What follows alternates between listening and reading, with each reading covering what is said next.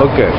سؤال كويدنا عبد وحوان سيدا أركتا إن عزلدة كسو يريسو أما وبلانجرينا فرماجي إنه سميه ما حاسس سببها عزلديس بسم الله الرحمن الرحيم فرماجو عزلديس هرت وحان سلاح وحا سببه ما دام أقيم المعامل يكلا دنبين له oo qolo walba meesha loo xil saartay kaliya shaqadeeda ay ku egtahay gudoomiye baarlamaan uu kaliya ku egyahay golo wasiir markan oo prime minister oo golo wasiir kaliya ku egyahay madaxweynaha arrimihii asaga loo xil saartay kaliya uu ku egyahay maadaama dhul saas uu ka yimid waxa uu u dul qaada waayay in golihiisa wasiirada lala soo gacmo waana wax kileer oo banaanka yaalo laakiin anaga waa jeclaalahayn farmaajo in uu situationka meesha uu joogo oo la qabsado oo ma gaarin welito in aan dhariga la isla gacmo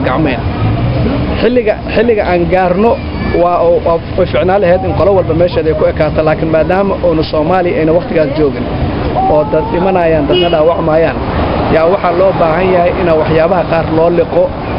farmaajane uu u dul qaadan waayay maadaama uu ka yimid wadan kala dambeyn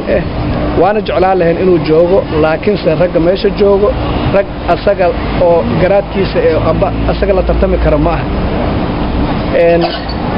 dad badan waxay isweydiiyaan farmaajo iyo shariif ma isdiidayin ma soo ogoliyeen qof kasta kaleer kaday u tahay farmaajo iyo shariif maanta haddii arrinta faraha looga wada qaado sheekh shariif sheekh axmed aan ka hadlaa inay isla wadi karaan 5 sano ama 10 sano soo socota ay shaqo isla wadi karaan laakiin laba nin shaqo ma wadi kartaa waa hadda su'aasha ku xig waa maya meeshan waxa loo baahan yahay in la wada shaqeeyo mar walbana dawlad waxa wadi kara dad adiga ilaa 500 oo qofood ilaa 600 oo qofood